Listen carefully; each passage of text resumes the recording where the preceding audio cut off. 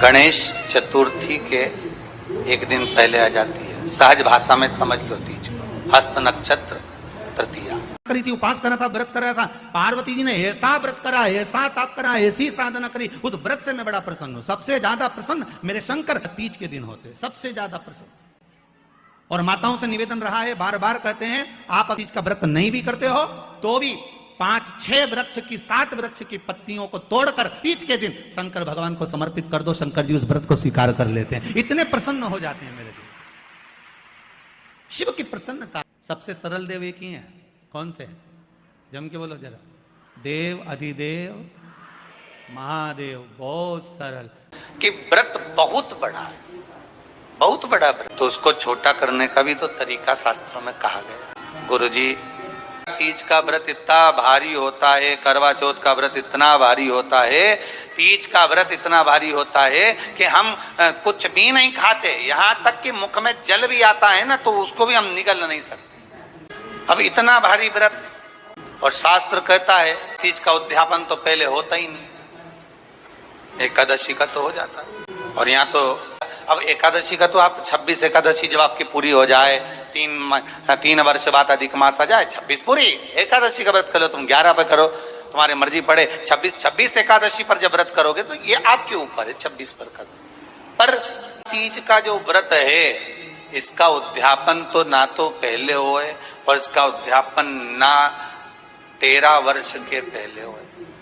इसका उद्यापन तो जब तक कन्या हो, चाहे स्त्री हो, चाहे नारी हो, चाहे पुरुष हो, इसका अगर उसको उद्यापन करना है तो 13 वर्ष तक तो आपको व्रत करना ही पड़ेगा, उसके बाद ही इसका उद्यापन। नहीं तो कहीं कहीं की माताएं तो बड़ी होशियार सोच के बैठी थी कि अब की साल उद्यापन कर। 13 वर्ष अगर आपके हो गए व्रत करते करते तीज का, 13 वर्ष अगर आपके हो गए भगवान की भक्ति को धारण करते करते, 13 वर्ष अगर आपके हो गए हैं भगवत स्मरण करते करते, उसके बाद में आप बड़े प्रेम से, बड़े आनंद से आप व्रत का उद्यापन करो, कोई मना नहीं। पर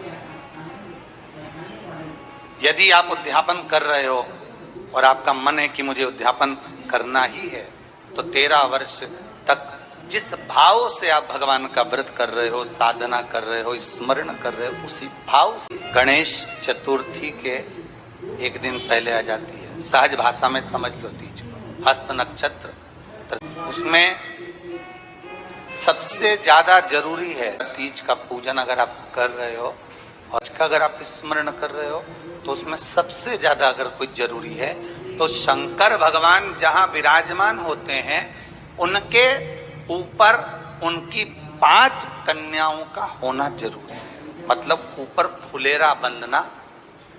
फुलेरा का मतलब जानते हो?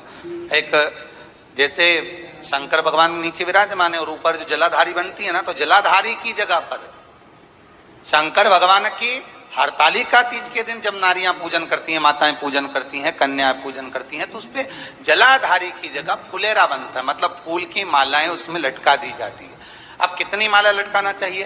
प्रयास करना चाहिए कम से कम 5 माला उसमें होना जरूरी है, और 5 से ज्यादा भी लटकाओगे चलेगा, पर 5 से कम नहीं होना चाहिए फुलेरा। 5 कौन कौन है ये? जया, विषहरा, सामरीवारी, दौतली, देव। शंकर भगवान की 5 बेटी। इससे अधिक अगर आप लटका रहे हो तो शंकर भगवान की और भी बेटियों का व्याख्यान है। मनसा है, अशोक सुंदरी है, ये शंकर भगवान की पुत्रियां। नर्मदा जी का स्मरण आ जाता है, नर्मदा है। तो ऐसा बेटियों का तो आप ज्यादा लटकाओगे चले जाएगा, पर कम नहीं।